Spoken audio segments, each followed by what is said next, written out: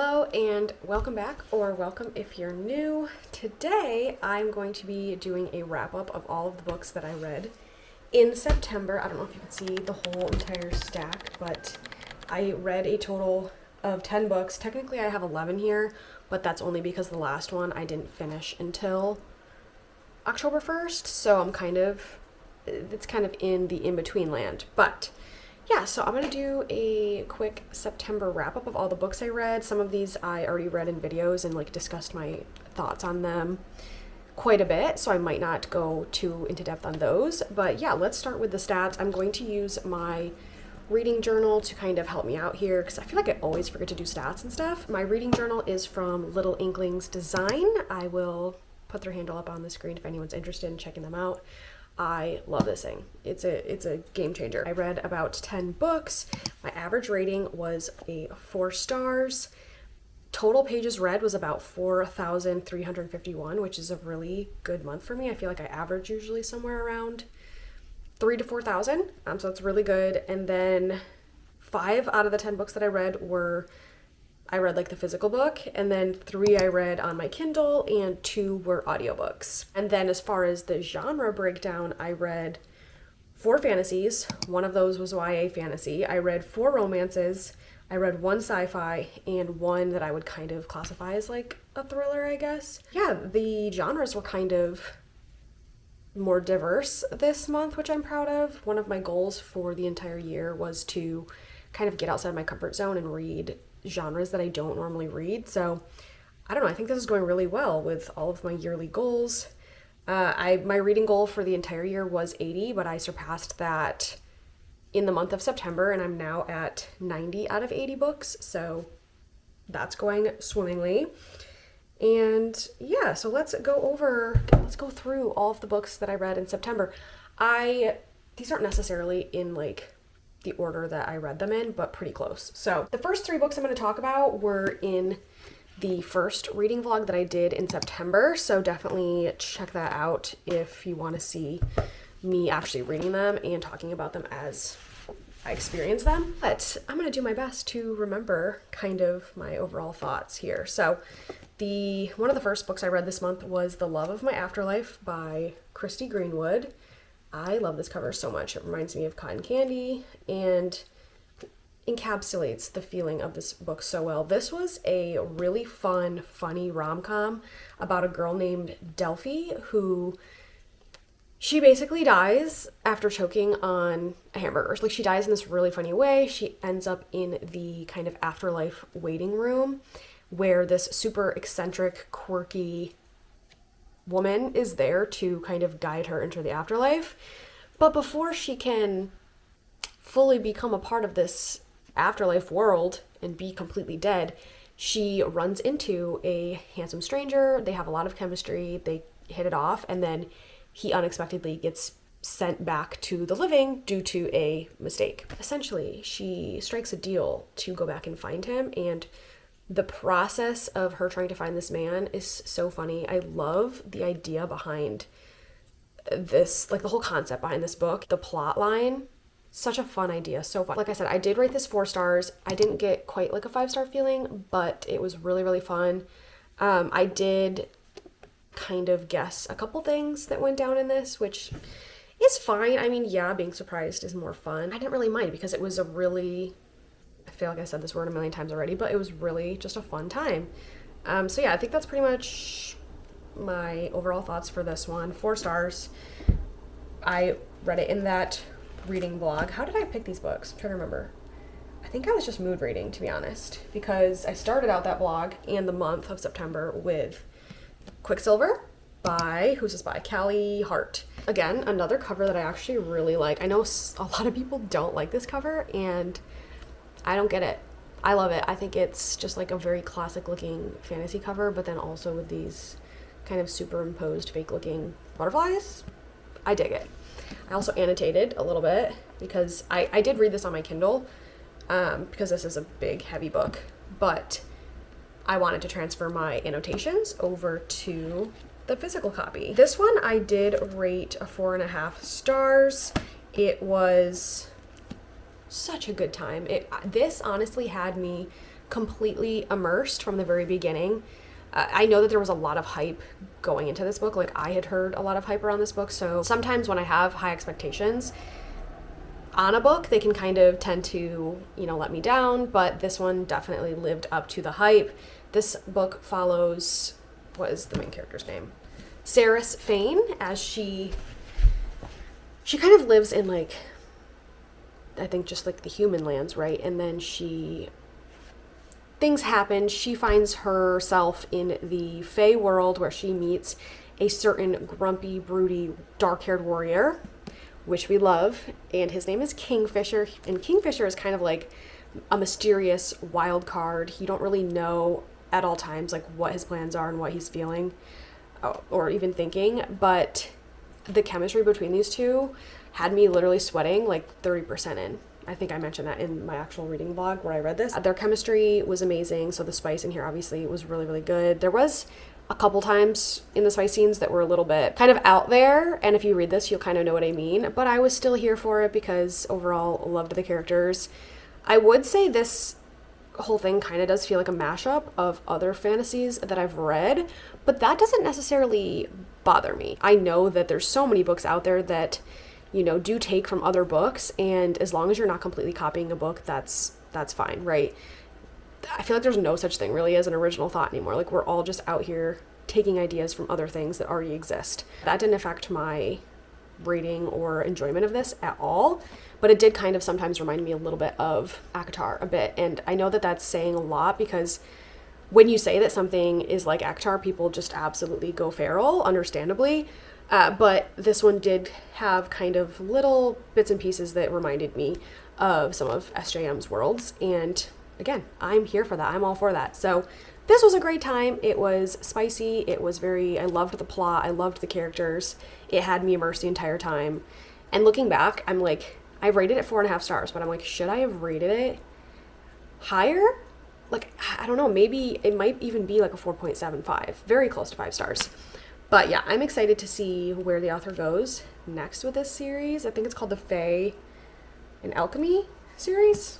I don't know where I actually read that. Absolutely love this. Highly recommend if you are a spicy kind of like romantasy lover. This book is for you. Loved it. 10 out of 10. Amazing.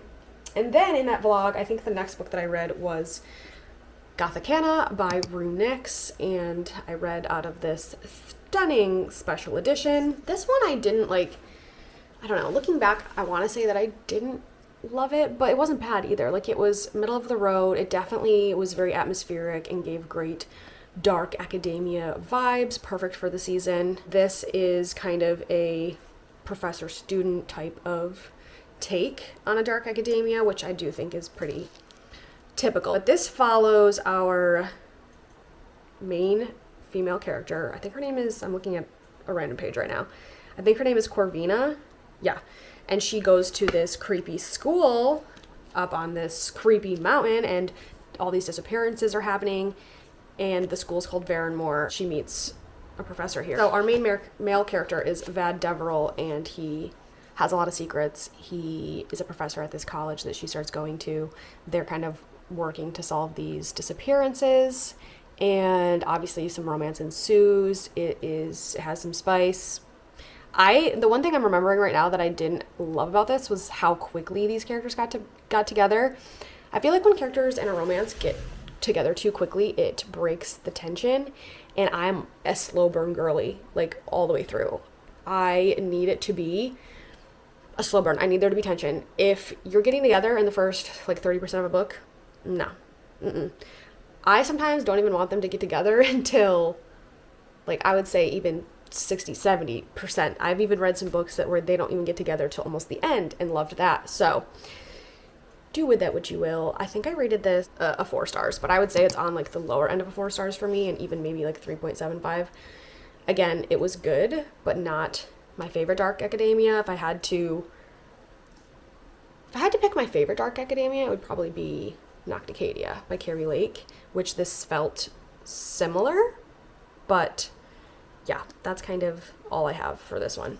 Again, I read this one in that first reading blog in September, which I can link in the description below if you want more of my in the moment thoughts, but those are the 3 that I read in that vlog. And then off screen, I picked up Daydream after that by Hannah Grace.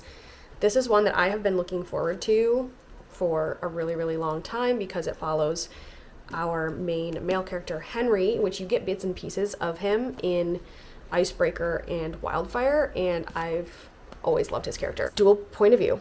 We follow Henry and Holly, I think that's how you pronounce her name. And Holly is very much like a quiet, good girl. She's got anxiety. She loves Taylor Swift, being cozy and reading, and I love that in a main female character because it feels very real, feels very relatable. That part of it was great. And I just really, really enjoyed how the author kind of tackled neurodivergence in this and anxiety, how these characters kind of treated each other and helped each other to just be better people. Especially Holly, how she treated Henry, his differences, I guess. She was just so supportive. She was there for him in every way, which I love so much. I did rate this a 4.5 stars. It was, I would say, like on the spice scale, like a 3.5 chili peppers out of 5. So, you know, pretty spicy as most of Hannah Grace's books are. But I don't know, I love the way it was done. It was slow burn, friends to lovers. I'm really starting to like friends to lovers a lot more than I ever would have said when I first started reading romance books. I've always said enemies to lovers is my favorite, and I do think that still stands true, but friends to lovers in like a contemporary romance sometimes hits different, right? Because you get that really deep connection where it's not just sexual tension. It's much more deep than that, and they know each other on a deeper level. Each other's wants and dreams and all that kind of stuff. So that was really fun. I would say this is definitely my new favorite of her, what is this called? Maple Hills? Yeah. Her Maple Hills interconnected standalones. This one's definitely my favorite, and then Icebreaker, and then Wildfire, I would say. But I think one of my favorite parts of this was seeing family kind of all back together. They're kind of their own, you know, found family in the hockey house, and seeing the other couples from the other books, and just that dynamic of a kind of fun, very close group of friends. I was really here for that. 4.5 stars. I love this. I devoured it. So that was Daydream. Amazing. Had a great time. Lived up to the expectations for me. Then I went into, I had read Daughter of No Worlds the month before, so August, and I really liked it more than I thought I would. It took me not a little bit to get into it, but a little bit to get connected to the characters. This follows Tisana and Max. Obviously, I can't say too much about, you know, the second and third books. These were the next 2 that I picked up. I picked them up right in a row, which I don't always do, so that's a good sign that I really like the series. This one I think I rated this 4.5 or 4.75. Clearly all my ratings this month were all within the same ballpark. Oh no. Yeah, okay. I rated this one a 4.5 stars, and then Mother of Death and Dawn I gave a 5 stars. So the series for me got progressively better and better and better, but this follows Max and Tisana. Tisana is a former slave. She has been trying to fight her way free of being a slave, and also helping to free other slaves and just people like her who have been put into these really impossible situations. I love how big her heart is and how much she cares for other people, and just her people in general was such a big part of this. And I will say some of the plot twists really caught me by surprise. There's another character point of view that you start getting in, I think it's in the second book. I don't think it's in the first book, but you start getting these other character point of views, and it just adds so much depth to this story. The thought that went behind the plot of this is insane to me.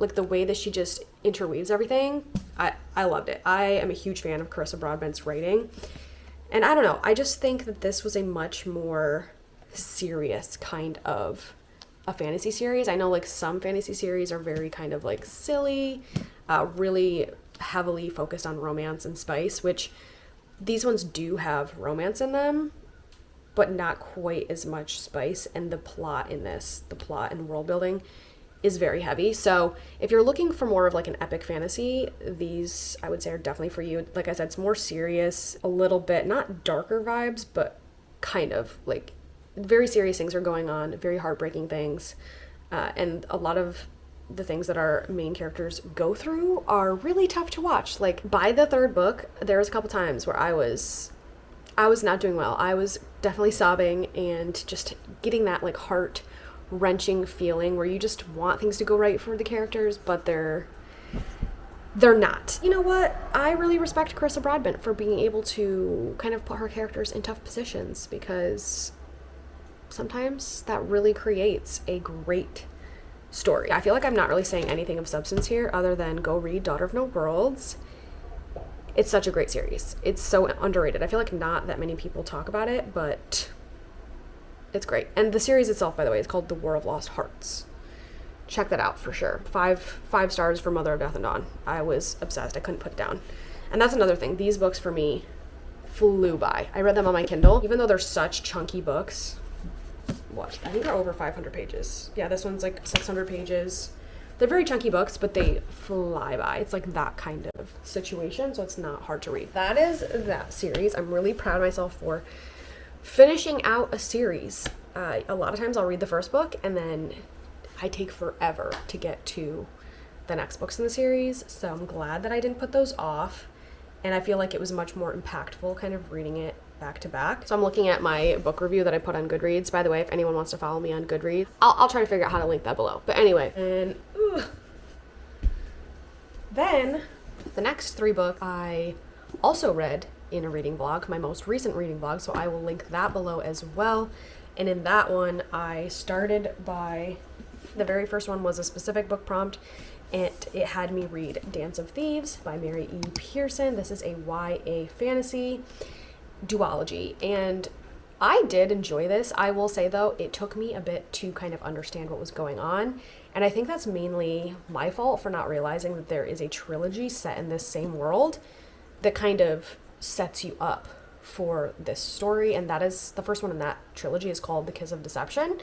But I think if I had read those, I'd probably have enjoyed the beginning more. But once I understood what was happening and I became more attached to the characters, I had a really good time. In this one, there is a travel plot where the characters kind of get tangled together. Like they don't want to, but they get tangled together, and they kind of have this forced proximity situation. So the enemies to lovers tension vibes were good. I don't know, the plot of this one is really, really fun. You have Kazi, who is kind of hunting for this bad guy. Her queen sends her to hunt for this bad guy, and the bad guy happens to live in the territory of our main male character, Jace. So our main male character, Jace, his territory, he's recently become the new Patray, which is basically like the leader of this land, this kingdom, whatever. She's kind of trying to infiltrate his household and find this traitor, this bad guy, and some things ensue. A lot of plot twists. There's a lot of, again, like betrayal happening, but at the same time you can tell that our main characters really do care for each other. I don't want to say much about it. I don't like giving things away, and the synopsis on the back of this is really kind of vague, and I think going into it not knowing much is a fun surprise. So yeah, I rated this, I think I also rated this 4 stars. Everything. I feel like everything this month was 4 or 5 stars, which I'm not complaining. Yeah, so I rated this 4 stars. I would recommend this. However, if fantasy tends to kind of confuse you, then I would for sure read Kiss of Deception first, because that's what I've heard from other people is kind of, that's like the way to go. If you don't want to do that, just know that within the first like 20%, you'll eventually know what's going on. So yeah, that was this one. I am planning to pick up Vow of Thieves at some point, which I've heard is even better. I just don't know when I'll get to that. So that was this one. Good time for sure. I feel like all the fantasy that I read this month was a hit. And then in that same video, the next prompt that I picked from the jar chose The X-Files for me, which I was really excited about because this was one of my newer purchases. I think I actually bought this in September. So that was really fun. So The X-Files by Jessica Joyce. This is a rom-com, and it was a really funny, kind of silly, goofy one, but also unexpectedly really deep and tender, like the romance between these characters, because it is a second chance romance, right? So the characters, Eli Mora and Georgia, have such great chemistry and like a deep history already, which I always find lends itself to the tension between characters in a romance. In this, like in the plot, you are following them as they help their best friend with his wedding preparation, and everything goes wrong. And when I say everything goes wrong, I mean comically, ridiculously so. And that would honestly just be my one, not even like qualm, but like a little bit of a criticism of this book, is that it's almost so ridiculous that, I mean, obviously you don't have to believe it because it's, you know, it's fictional. But to me, I was like, okay, some of these things are a little over the top. We're getting a little crazy here. But I didn't care because it was still such a fun time. The writing is so good. The character development and their romance literally had me feeling everything. Like my heart was hurting for them. I was frustrated at points. I literally sobbed, which I put my reaction in that reading blog where I read this. Any book that can pull those kind of emotions out of me, it's a 5-star for me. So yeah, I did rate this 5 stars. Great time. Loved the characters. Loved the romance. The plot was really fun. And I don't really have anything bad to say about this. I also read You with a View, also by this author, and I enjoyed that one. I think that one was more of like in the 4-star range, but this one, highly, highly recommend. So yeah, that was the second book that I read in that vlog. And then the third book that I read in that last vlog, and the one that I mentioned I didn't actually finish until October 1st, was Starling House. And this was the prompt of a friend chooses a book for you. So I messaged my friends and she picked this, and I'm so glad she did because this was perfect for the season. This is the perfect atmospheric, spooky season kind of book. Okay, I'm back. I switched locations because the floor was hurting my back. So anyway, Starling House by Alex E. Harrow. This follows our characters, Opal and Arthur. Opal is kind of a gritty, down on her luck. Like, she's kind of lived in a hotel since her mother died. She's taking care of her little brother. She had to grow up very fast, and she's, again, don't know if this is the right word, but I would say like a vagabond, where she doesn't really quite have a place that she fits or a home. She's a little bit of a thief. She kind of just is spontaneous, spur of the moment, does whatever she needs to do to survive and to take care of her brother Jasper, which I always love a female main character like that, who's kind of, I don't know, this sounds probably silly, but she's kind of like a bad girl. And I kind of like those kind of characters, I think, because they're so different from me. I don't always feel that I have to relate to a character to enjoy that, being in that character's head. And that was definitely the case with Opal. But the main thing I love about her is that even though she puts on this mask or this facade of being rough and tumble and not caring, like, you can tell she does care. Obviously through her character arc that starts to come through more. I just really love that in any kind of character development. So yeah, I really liked her as a main character. I thought her kind of motives for everything that she was doing were good. Her intentions were always good, right? She wants to take care of her younger brother Jasper. She feels very kind of guilty for how their life has gone. She's trying to do the best that she can by her brother. They live in this town of Eden, Kentucky, and the town, there's a lot of bad things happening. There are people dying and these storms, and this mist comes up, and it seems that when the mist is there, that's when bad things happen. Then insert our other character, Arthur Starling, who lives in the Starling House, which everybody in town kind of knows of as this creepy, big, kind of gothic house. And nobody really knows what goes on there, but the only thing people really do know is that there's a new person living there. The owner of this house keeps dying, and then a new one always shows up. A new Starling from seemingly out of nowhere shows up to take care of the house. Opal has been having dreams. I don't know if it's her whole life, but since her mother died, she's had dreams of this house and this kind of like longing feeling. There's something about this house that's pulling her in.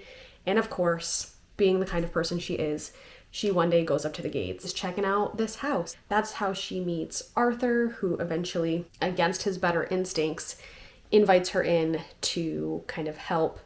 And that you get some, some forced proximity there with those characters. Arthur is very much, I wouldn't say grumpy, but he does not put off the vibes of like cute or fuzzy or, he definitely puts out vibes of like stay away. Yeah, I don't know, the romance in this was unexpectedly really sweet. I wouldn't say it's that spicy. You maybe get, I don't know, like one scene, so I would say like one chili pepper.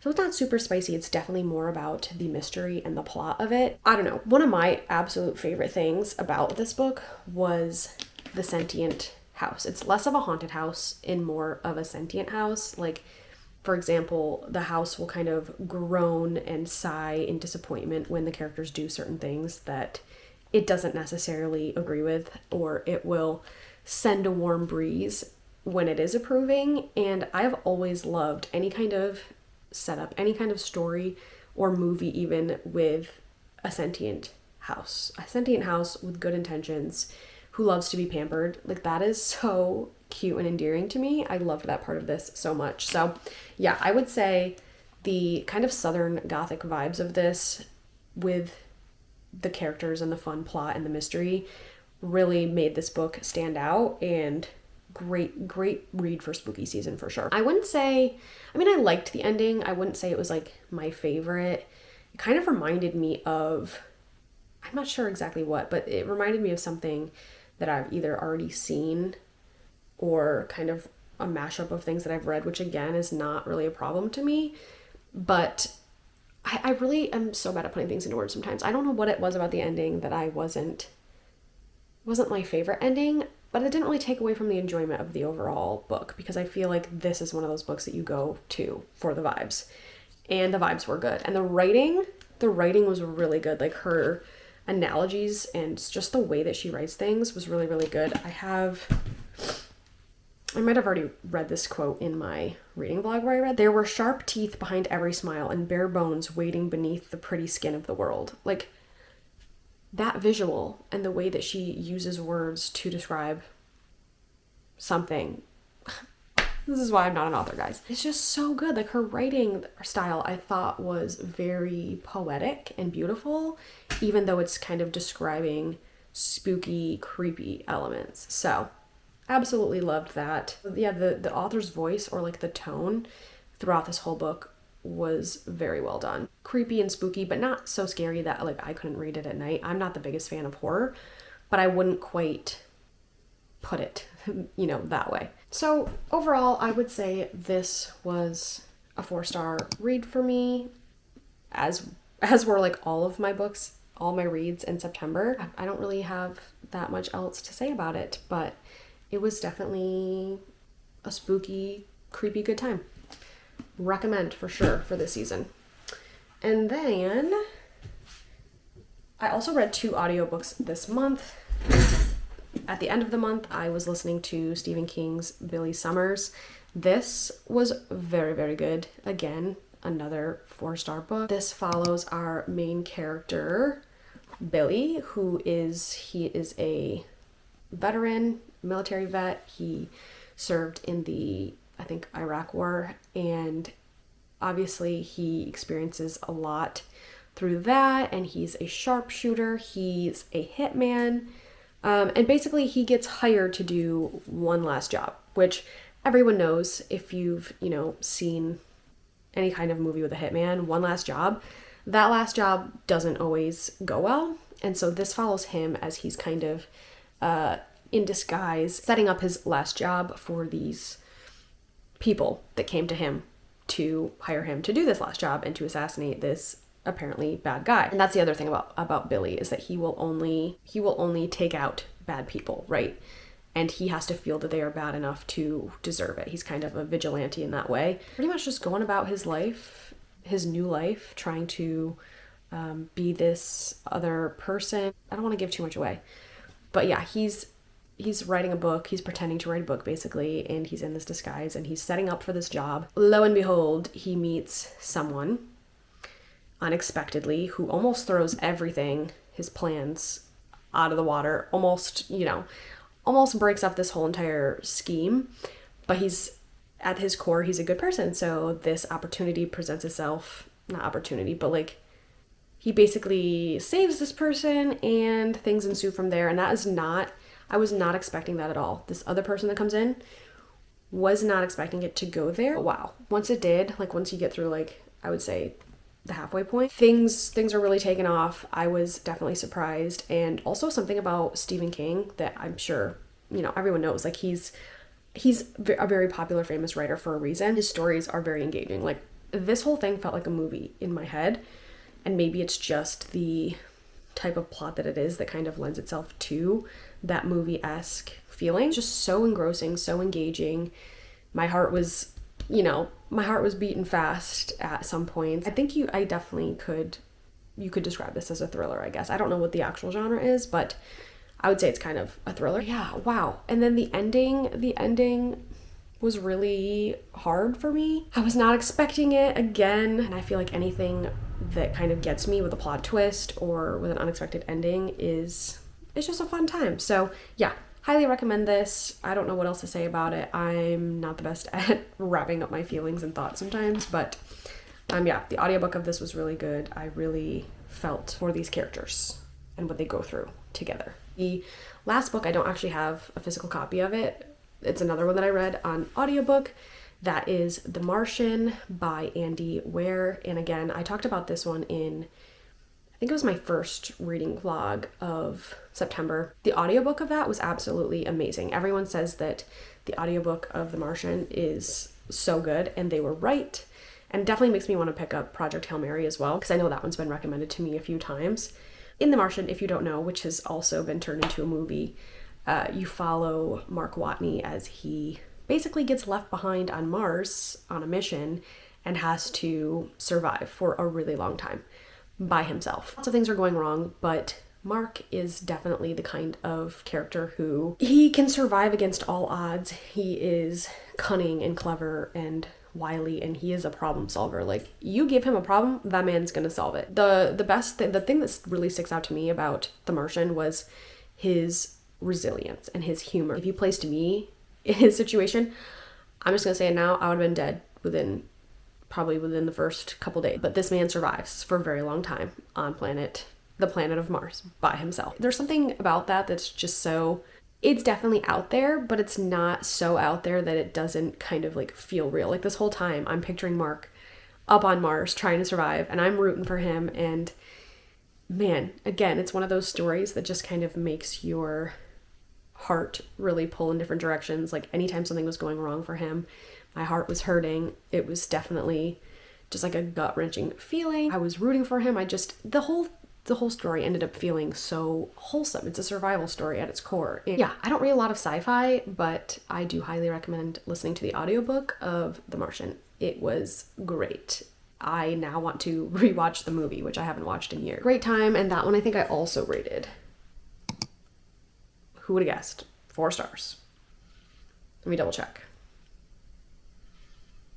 Yeah, a little over 4 stars. I rated it at 4.25 stars, but it was much more emotionally impactful than I thought it would be, which that part really, like I said, took me by surprise. It really shows off the best qualities of humans, resilience and just resourcefulness. Like I said, his sense of humor, even in a dire situation, was truly so wholesome. And it just, this like, I don't even know, this like great feeling of like, wow, how amazing is humanity, you know? I was on the edge of my seat with his whole journey.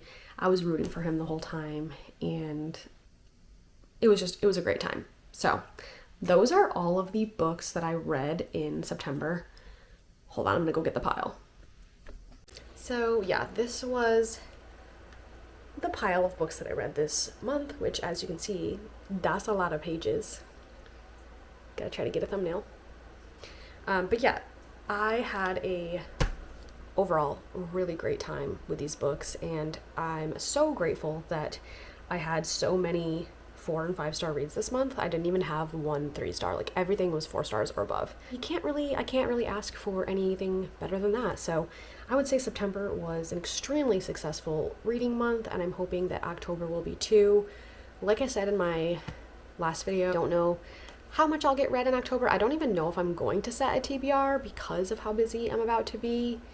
So we will see with that. The couple books that I have on my radar for sure are, well, right now I'm reading the Cinnamon Bun Bookstore, so that's obviously gonna get read in September or October. I'm almost done with it. And then the couple other books that I have on my radar right now are Phantasma, My Vampire +1 by Jenna Levine, as well as The Coven, because those are all kind of spooky season, witchy, vampire, you know, those kind of vibes. So those are the ones that I have on my radar, but I'm trying not to put too much pressure on October. So like I said, we'll see what happens. We'll see if I get into any, you know, reading vlogs. That is pretty much the plan for now. If you have made it this far in the video, thank you so much for being here. I would love it if you could leave maybe like the stack of books emoji to show me that you've made it this far. If you enjoyed this video, don't forget to like, comment, subscribe so you don't miss any videos in the future from me.